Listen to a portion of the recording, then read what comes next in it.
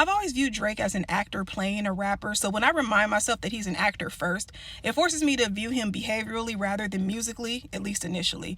And on the surface, everything about his behavior seems conservative to me in nature, and I'll get to that in a little bit because there is political overlap. But you kind of have to start from the beginning. Now, as we know, Drake has been an actor his entire life. He's been pretty much famous his entire life. He was a child actor.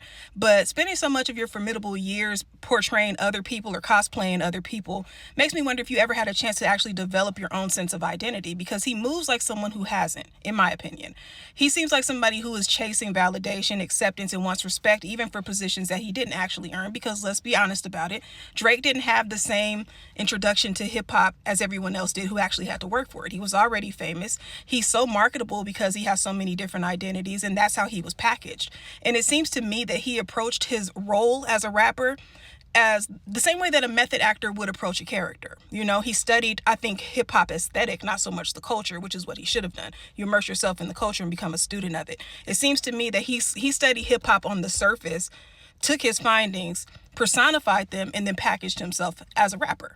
And I think that the reason so many people are saying they don't see any evolution in his lyrical content is because he doesn't have anything to grow from.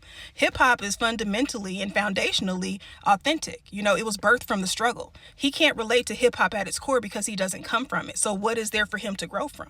You know, there's nothing there. He basically approached it, like I said, as an actor and as a performer would do. He chose a role, he played it, and he's sticking to a method that has always worked for him. He's still doing the same things because it's always worked. But it's getting to a point that now his fans are starting to age with him. And as we all grow outside of, you know, life and outside of fame and all that stuff, we're seeing where he should be developmentally, and he doesn't seem to be there. You know, his core audience are people who were 10 to 15 years younger than him. So, yeah, they're on track. The things he's talking about would appeal to them. But as somebody who's the same age as me, because Drake is only a few days older than me, he should be a lot further along, at least with what he's talking about. And I know that some people may say, well, other rappers still talk about the same stuff after years and years. The difference here, and the reason that he doesn't get that allowance, is because a lot of those rappers actually did come from the struggle. So while we can't expect them to switch up their lyrical content to reflect the growth that they've had over the years after making it out, we can also understand if they don't, because they may have been in a state of arrested development because of everything that they've gone through. Drake doesn't have that same type of background to fall back on. So we can't give him that allowance. He's just doing what he believes will work. Now, the reason I say that there's a link to conservatism here is because the way Drake moves is much like a conservative woman or man would move. You know, he expects respect in spaces that aren't his spaces. He doesn't know how to be a guest in a space. He doesn't feel like he has to be. He was given the keys to the game. I've said this before.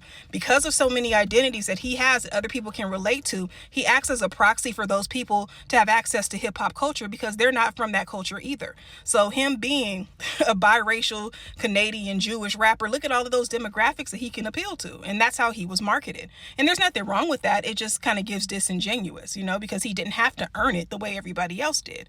But he actually gets to the point where he not only wants to be seen, accepted, and be, you know, in a space and allowed to be there, he wants to be centered in that space. He has to be the best in a space of a culture that he doesn't come from. And that's where the train comes off the tracks. That's why he had to be humbled. And he has been humbled. And ever since that happened, he hasn't been himself. I don't think he knows who he is anymore. I don't think he ever really knew who he was. But I think at present, it's a lot harder for him. You know, and there are so many things that kind of stick out to me now. I don't know that he has the foresight to have thought these things through, but the fact that the White House is posting him as if, you know, they're endorsing him damn near, and he hasn't said anything about that. The fact that he's shouting out Aiden Ross, which is weird. And then, like, me being from the Bay Area, when he referenced Antioch, I knew what he was talking about when he said the Yak. We don't call it that, but I've heard people say that before.